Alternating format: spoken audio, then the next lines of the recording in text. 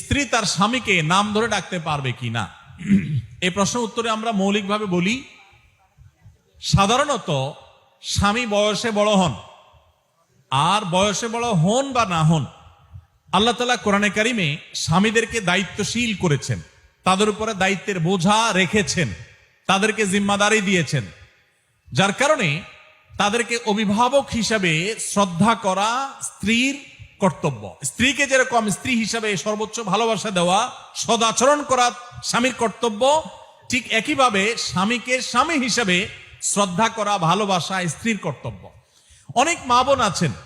যারা 5 ওয়াক্ত নামাজ পড়েন, বোরকাও পরেন,